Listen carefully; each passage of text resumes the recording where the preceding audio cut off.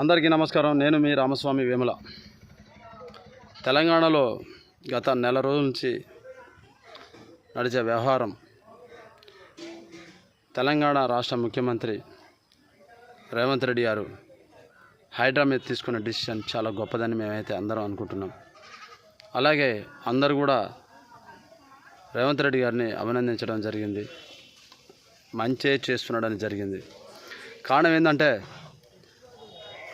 హైదరాబాదులో ఉన్న చెరువుల్ని కబ్జాలు చేసి అక్కడ కట్టుకున్న వాళ్ళ కొంపలు మొత్తం కూలగొట్టడం అనేది అది చాలా మంచి నిర్ణయం, చాలా గొప్ప నిర్ణయం. అలాగే కానీ పేదవాళ్ళ ఇళ్ళు కూల్చడం అనేది తప్పు. చెరువుల్ని కబ్జా చేసి బిల్డింగులు కట్టుకొని, విద్యా సంస్థలు కట్టుకొని, టౌన్షిప్లు కట్టుకొని ఉన్నవాడి వెనకాల కావాల్సినంత డబ్బు ఉంది, అతడి వెనకాల బ్యాక్గ్రౌండు ఉంది.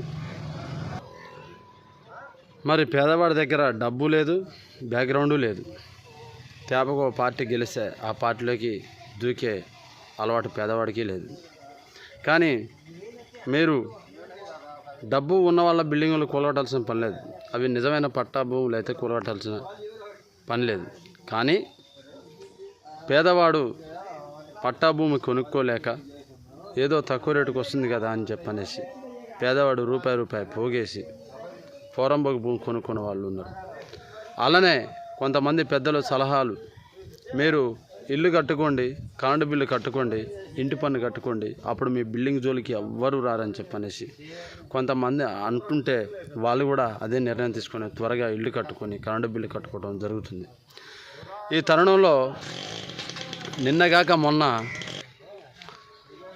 5 రోజుల క్రితం పట్టా చేసుకున్న భూమిని కూడా, ఆ ఇల్లును కూడా నిన్న కూలగొట్టడం జరిగింది. అంటే కాంగ్రెస్ గవర్నమెంట్ వచ్చిన తర్వాతనే ఆ ఇల్లు పట్టా అయింది కదా, దాన్ని ఎలా కూలగొట్టరు అంటే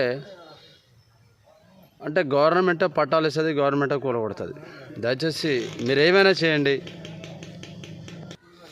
అని పేదవాడు ఇల్లు కూలగొడితే పేదవాడు రోడ్డున పడతాడు. వాళ్ళు ఎక్కడికి వెళ్ళాలి? కానీ ఒకటి దయచేసి ఆలోచించండి రేవంత్ రెడ్డి గారు.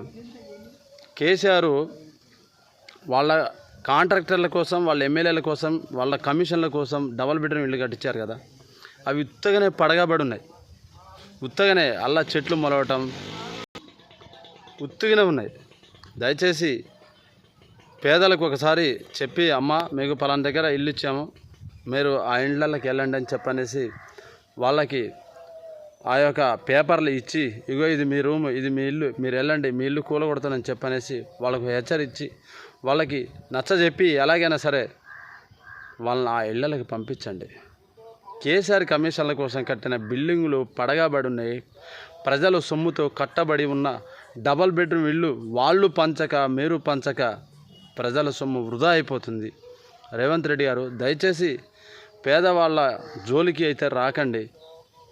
మీకు వీలైతే ఆ డబల్ బెడ్రూమ్ ఇల్లు ఏదో పంచండి. దయచేసి పేదవాడిని రోడ్డును పడేయకండి.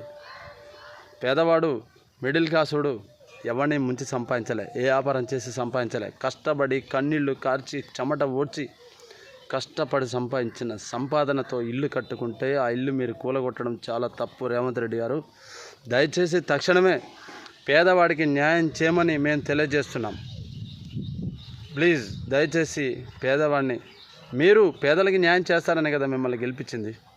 దయచేసి ఆలోచన చేసి పేదవాడికి న్యాయం చేస్తారని మేము తెలియజేస్తూ జై తెలంగాణ.